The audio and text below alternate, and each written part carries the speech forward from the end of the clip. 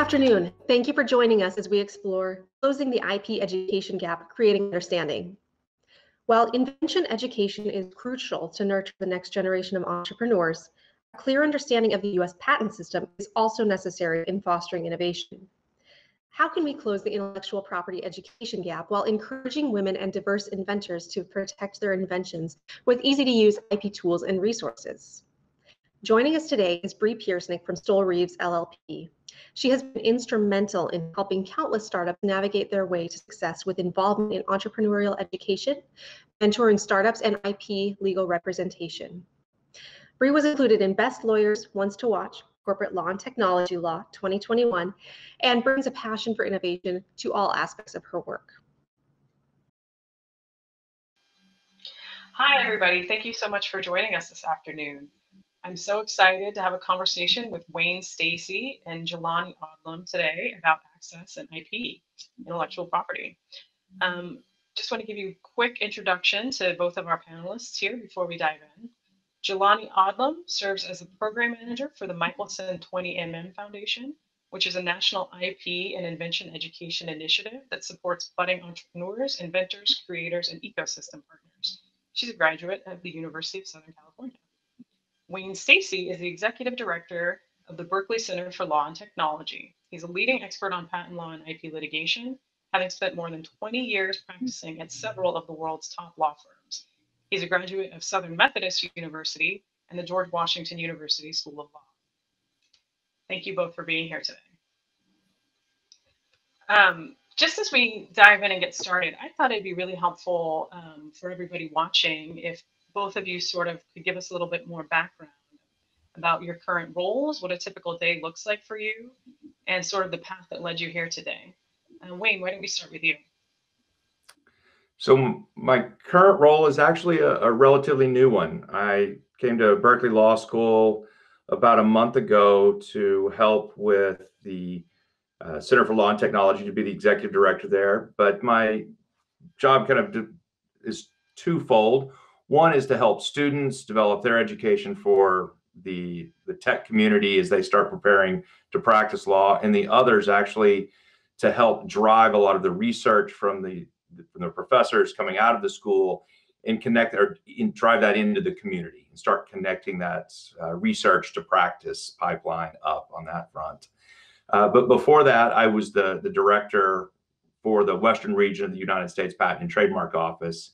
So spent a lot of time there with outreach, connecting companies with the Patent Office, learning what we needed to do to improve the services on that. And then before that, about 24 years doing patent litigation for a lot of startup companies. So seen it kind of on all sides, and I wanted to spend the last pieces of my career focused on the education side and getting more people into the innovation system, because that's the exciting part.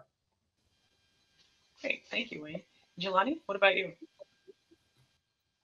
Okay, thanks, Brie and Wayne. So I work for the Michaelson 20mm Foundation. We are a private family foundation in Los Angeles, and I lead an initiative called the Michaelson Institute for Intellectual Property, or Michelson IP. And our aim is really to help budding inventors and entrepreneurs and creators to learn more about intellectual property and basically to empower them with that sort of education.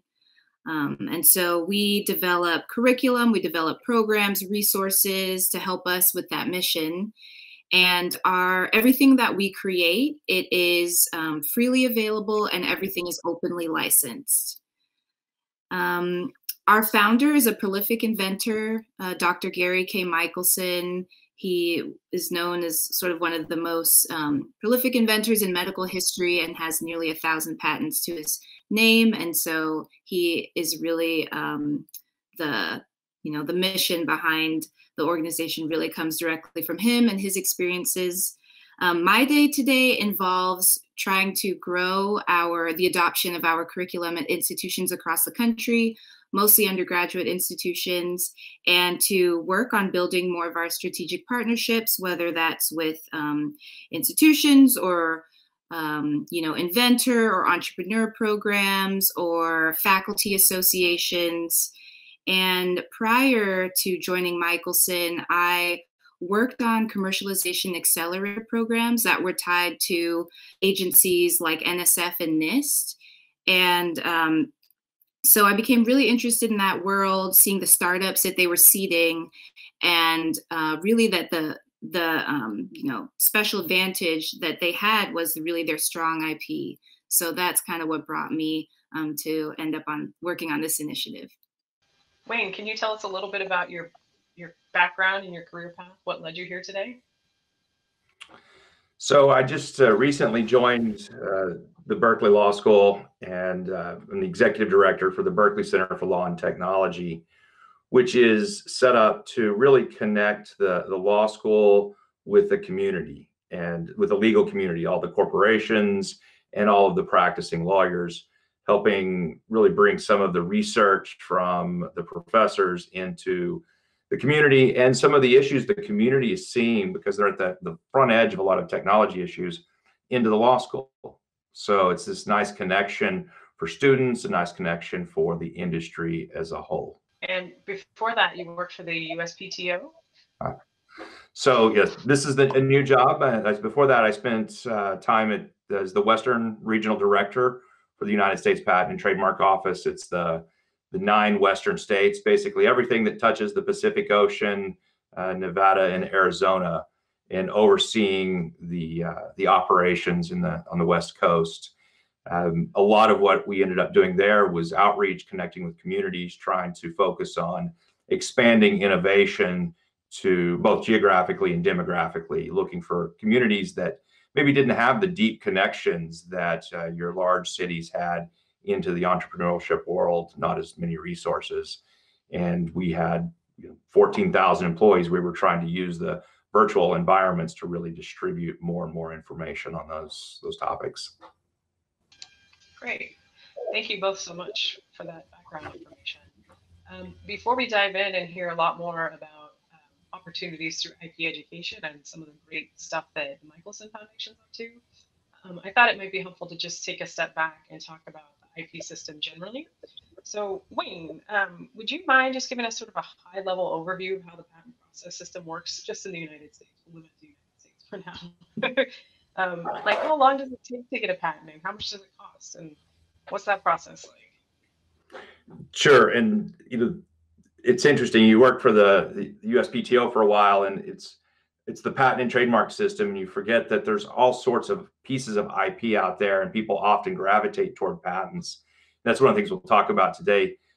There are things besides patents out there that are important mechanisms for IP, but the basics of the patent system, it takes usually 3 or so years to get a patent through the system in terms of filing it all the way to issuance. There are some acceleration procedures that are available for certain types of inventions.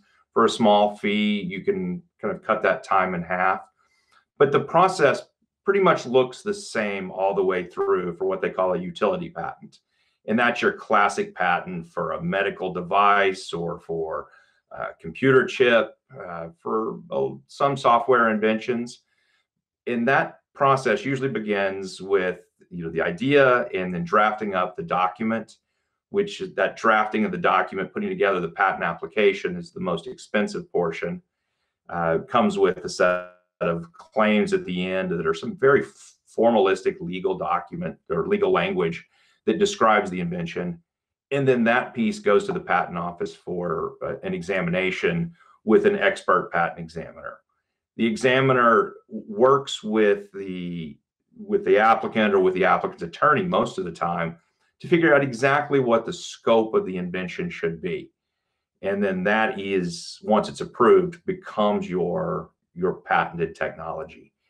Now, the United States issues a patent that's only good in the United States, and that's something surprising for a lot of people. If you want to protect your invention outside the United States, you have to start dealing with the individual countries or groups of countries around the world.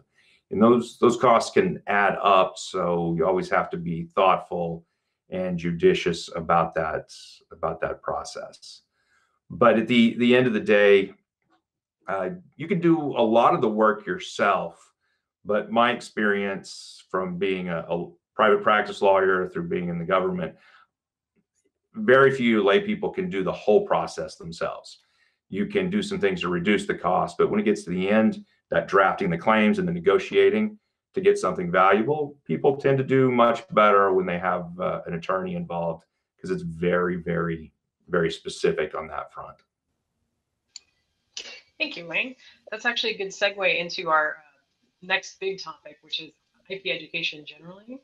I do think we tend to focus on patents when we're talking about Invent Oregon because it's a prototyping competition. But as you know, there are several other sort of buckets of IP rights that are relevant to conversation around IP education.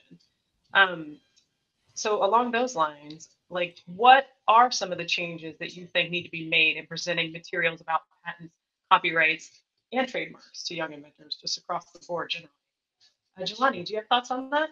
I think that IP is really seen as this complex technical topic, which it is. But because of how important it is and how important it's become to our economic and social life, I really believe we have to find ways to make this information more accessible and more relevant, especially for students and young people today. And so at Michelson IP, we created our first digital textbook called The Intangible Advantage. And the purpose of it was to present information on IP, whether it's patents, trademarks, trade secrets, copyright, specifically for an undergraduate audience. So for a general audience, not legal practitioners, not law students. So we took away a lot of that legal jargon, the legalese, and the style and tone that we developed is something that we use now in all of our educational content. So whether it's our online course or our blogs or other resources, YouTube videos, it's really important for us that the language that we use is really accessible and the concepts are easy to understand. And I think in general, the IP field could benefit from presenting IP in a new way, especially at the introductory level.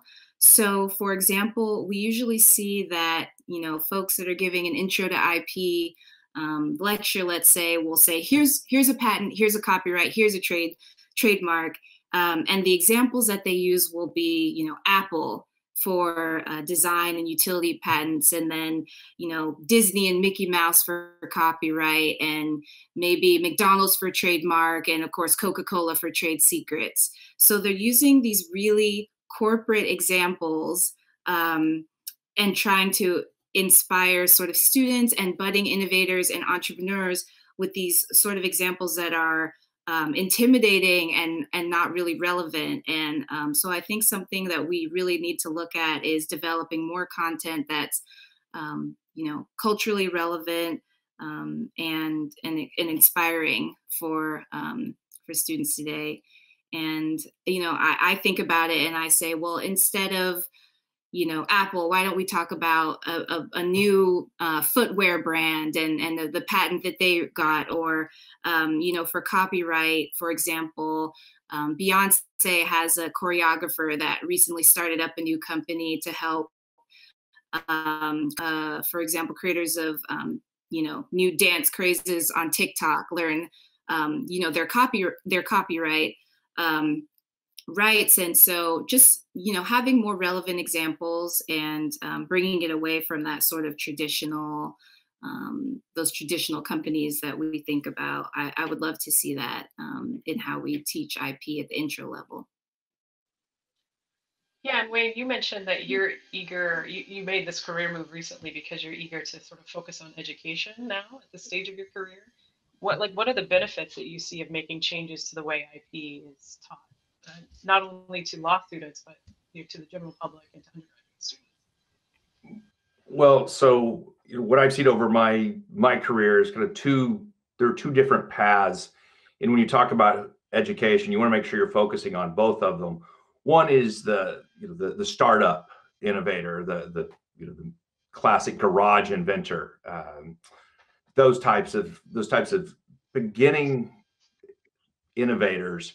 But when you really look at the stats, that's a small portion of a lot of the innovators out there. And sometimes we overlook the fact that many people will start their careers working for those large companies. And you want to make sure people have a success in those large companies and they understand innovation there. And what's really interesting, a lot of the companies that I've interacted with, you may show up at Apple, for example, to use Jelani's example, and people still don't know that much about innovation because the corporation does the innovation and the patenting. And so for your first couple of years, you may not have any real view of what's going on with the IP. And so we want to make sure we get everybody involved in this, because what you hate to see in the big companies, people that really are the innovators not getting credit, not advancing, because those are the people that very often quit, leave those companies, and go start up their own. And so that's a great place to get an educational beginning for IP, is in one of those companies as a younger innovator, and then you move out from there. But on the other side, there are a lot of places where there innovation and people are innovating around education. What Jelani was doing with Michelson. You also see the USPTO, the Small Business Administration, and one of the great organizations I think that's pushing it out now, there's the Small Business Development Center, that is really trying to figure out how to connect people on the two things that I think matter the most. One is the understanding of IP, but number two is the business of IP. Because to me, the biggest mistake that any of the education material makes is to show that IP is a business strategy itself. Nobody's making, or very, very, very few people are making money off IP alone. It's a business strategy that you're protecting with your IP. And I always wince a little bit when people focus on IP instead of let's figure out how to make a business. And it could be content, it could be the new sneaker, all of those things, but it's the front pieces of the marketing, the finance, all of those pieces. And then you use the IP to protect this great business strategy. So when people talk about teaching IP, I wish we had more about teaching. Then IP is a small piece of that business. And sometimes law schools, sometimes law firms overweight IP compared to the business strategy that gets you to IP. Yeah, definitely. I think that's one of the things that drew me to the Invent Oregon competition, was that it's so comprehensive in the way that it teaches this whole process to college students, right? They not only learn about how to prototype and learn about the IP process, but they learn about the business piece of it, connected with mentors who can help them learn how the process of commercialization works. I think it's fantastic training ground for future inventors and employees. So along those lines, in addition to Invent Oregon, what are some of the most exciting trends in IP processes or IP education related activities that you've either been working on yourselves or that you've seen sort of out in the market?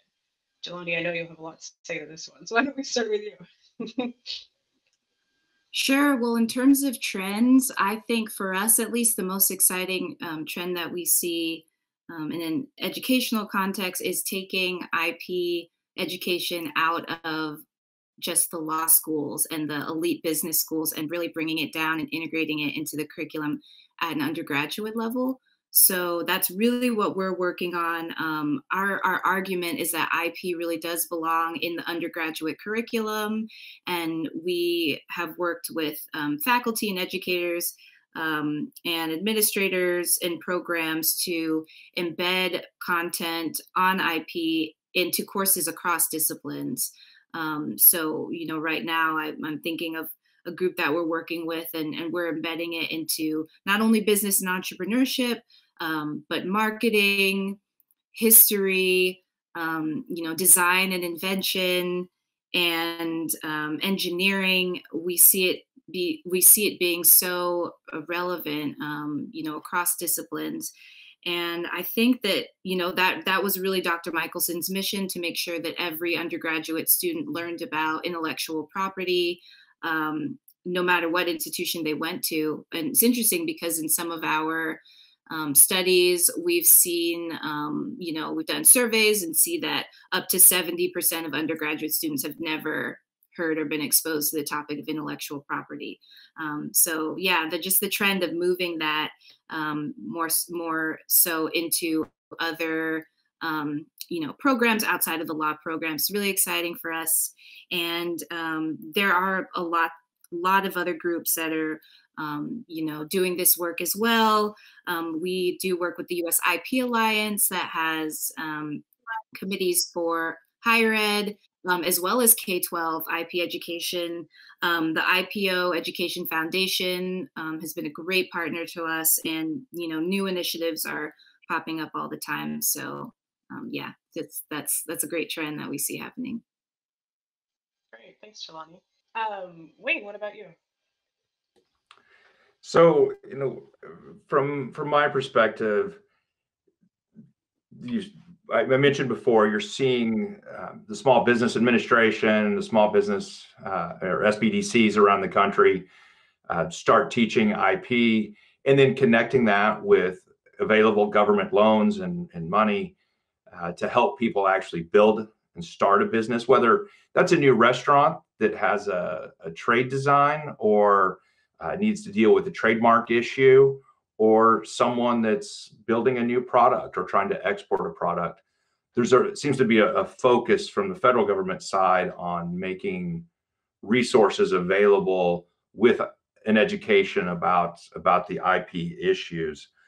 But I think one of the bigger societal changes is that there are more opportunities for innovators to get into the markets quickly, because now innovation can be anything from content creation, which used to be in the realm of just the big networks creating television shows, the big record producers, but now anyone can with the YouTube type of platforms. So now people are actually creating the content, having to think about how to monetize it, how to protect it. So you're getting a lot of these platforms that are weighing into the IP education space because they have to protect their content producers and protect themselves. You get a lot of interesting things like that. And then the ability for mass manufacturing and to get products on the quickly that you design. And it used to be you had to have connections abroad to get something manufactured. And now you can do that through some web platforms and have things mass produced, and then you can sell through an Amazon platform. So all of these things are opening up for people.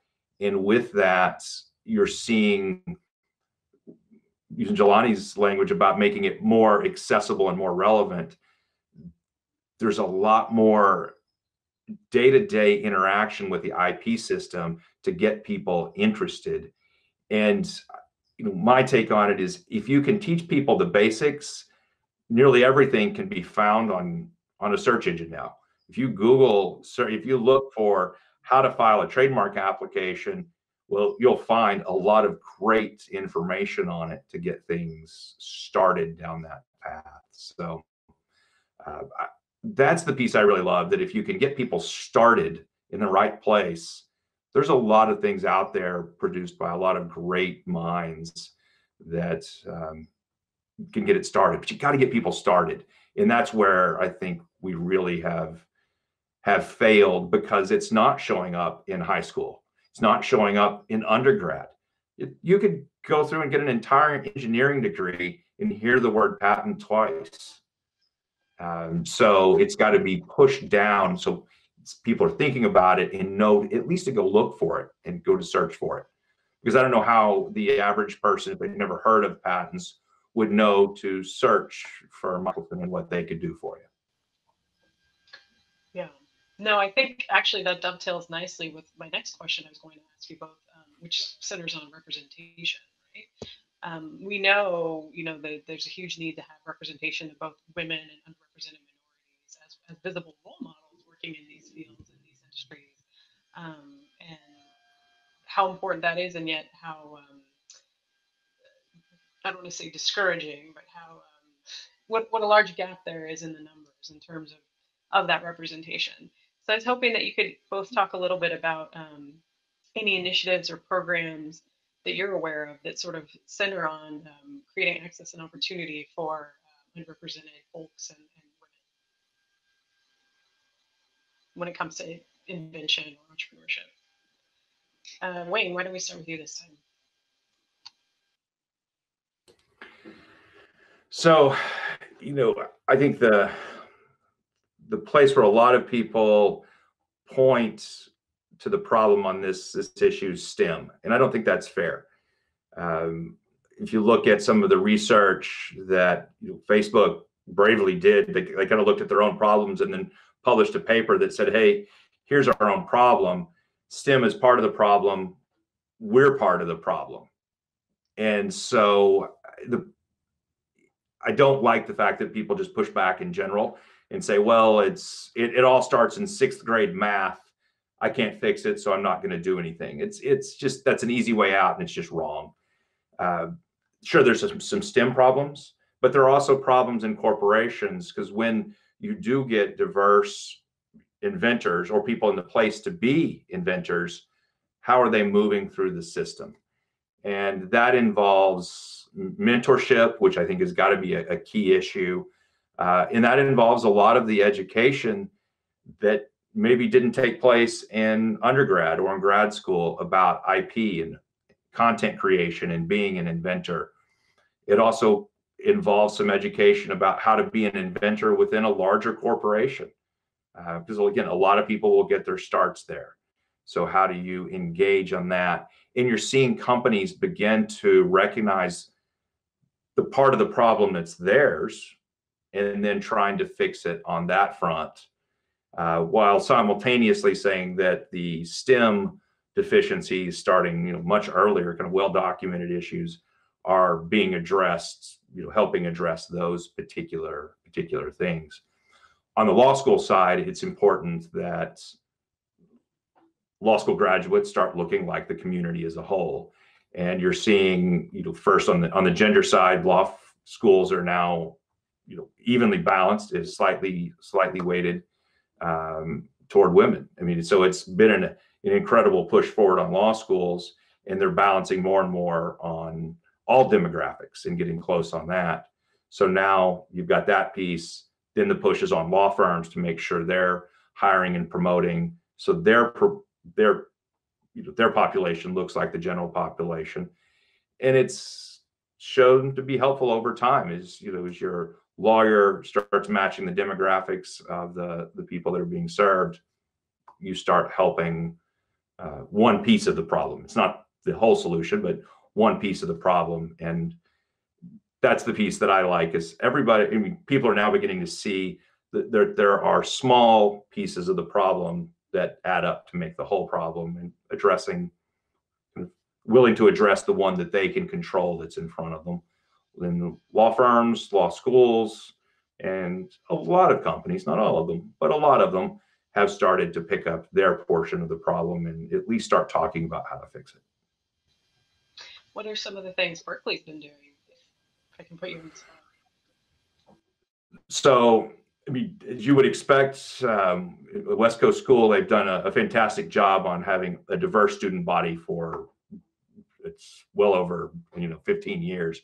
It's really incredible in terms of the diversity that they've been able to recruit and graduate. But what you start seeing are the programs on connecting into law firms. And then this year we're launching and really expanding an initiative to make sure that mid-level and kind of junior level partners, maybe years 5 through 10 in your career, that we're supporting them by giving them speaking platforms, mentorship. So our world extends beyond being the student, but up to the younger, more junior, not young age, but younger in career path attorney, to kind of get the speaking benefit of speaking with Berkeley Law, because we know that statistically the junior levels in all of these law firms are more diverse.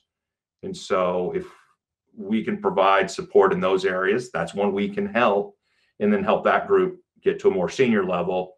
They'll be in management. They can kind of pull along others, and over time, it's not a one-year fix, it's a multi-year fix, but you can start developing a pipeline of of students, a pipeline of young lawyers to start matching the demographics of the community. And that's going to make it a little bit easier to help find connections, mentors, and grow the innovation community. At least that's the hope if we do it right. And more people to tackle those areas, right? Yes, get more people involved. Jelani, what about you? Are there any initiatives or programs that you've seen popping up that you feel like are doing a good job of creating access and opportunity for diverse folks?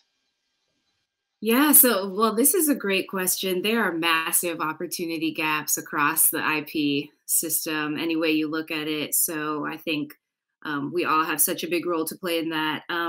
At Michelson, I can speak to some of our initiatives. First off, so one area, looking at our kind of niche of undergraduate education, one area that we identified pretty early on was in the community college space, since community colleges are they're educating, I believe it's almost half of undergraduates in the US, and they have very diverse student populations. So we have a great program with the National Association for Community College Entrepreneurship. And right now we have a community of practice with 5 institutions that are kind of, we call them our IP educators and residents, and they're helping to grow more IP awareness, education, and literacy across the community and the ecosystem. Of our 5 schools that are participating right now, they all have very diverse population, serve a lot of underrepresented students. 2 are HSIs, Hispanic serving institutions. And so that's been a really great way for us to make sure we're, providing more access to these resources to underrepresented students, and also underrepresented faculty and faculty that are without a legal background. So that's something that we are hoping to do more of, is making sure we're getting this, the resources that faculty without a legal background can be reaching students at the intro level, with, some subject matter, some content on IP. So that's definitely been a great focus for us. And we also will be launching a new initiative soon, where we're hoping to seed more education on IP at minority serving institutions. So we're excited about that. And then I'll just point out another program that is particularly looking at supporting female inventors, and that's the Microsoft Make What's Next patent program. So they have a patent pro bono program that they do where Microsoft attorneys will actually help female inventors or teams of female inventors to apply for a patent. So there's an application process for that, but they have some very cool case studies of groups or female inventors that they've been able to support. And there are tons of new initiatives I keep hearing about. So I'm definitely excited for the work that everyone's doing. Yeah, that's fantastic. So I think we're just about out of time. So I think as a good general sort of last question, I was hoping that you both would be willing to share with our audience one piece of advice that you wish you would have gotten when you were back in college. Jelani, why don't we start with you? Well, I think for this audience, I would say just to remember that the things that you create and invent and design, they have value. And so to make sure that you're kind of doing your homework, learning about intellectual property, learning about everything that you can around invention and entrepreneurship, and just remembering along the way that the things that you create have value, and there is a way for you to capture that value, and just keep it up. Thank you. Wayne? So Jelani's right. Innovation, what you come up with, has value. The issue is, how do you bring that value to life? So no one does this alone. I just roll my eyes every time I see somebody say I'm self-made.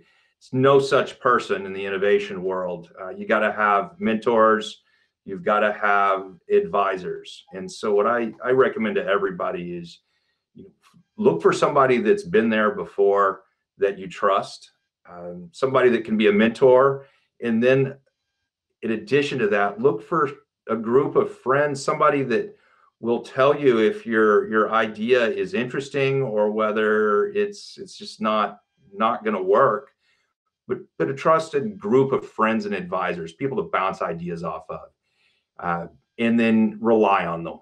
And once you kind of find that group, what you'll discover is while your innovation is new, your content is new, somebody out there has done this process before. Somebody's tried to market something similar. Somebody's failed. Somebody's made mistakes. Somebody's wasted money, and somebody's done it right. And if you can find that work that's already done, sometimes it's better to copy somebody's business model to get your innovation out there than it is to experiment and play and repeat everybody else's mistakes. And with so much information online now, you can learn a tremendous amount. It's just readily available for you. So mentors, advisors, and looking for other people's successes and failures, and you'll have a great head start. Great, thank you so much, Wayne. May I offer to the students that Wayne and Jelani are both available via email someday if they ever have any questions to grow those mentor networks for our students. Great, thank you both. Absolutely. So much. We will continue to visit topics this week that speak to ways that all aspects of entrepreneurial education can become more inclusive. IP is no exception. Helping to make intellectual property more accessible, educators can start by changing their examples used to represent different subjects more culturally relevant. The topic of content creation alone has changed dramatically in the last 10 years. This isn't just an issue with STEM education, but once again echoes that mentor networks need to be diverse and representative. IP is often viewed by entrepreneurs as an end result of innovation. In reality, it should be worked into the business strategy. Not every innovation goes the way of a startup. Many can find a home in improving the performance of an existing technology. Don't forget to register for the pitch presentation by our student competitors live on June 25th, starting at 9 a.m. Join us tomorrow for more discussions. Starting at 9 a.m., Designing for the Circular Economy, Research Industry Practices, followed by Moving from Sustainable Strategy to Transformation at 3 p.m. The programming today would not be possible without the generous support of our sponsors. The Lemelson Foundation, Business Oregon, Stoel Rives, Oregon Community Foundation,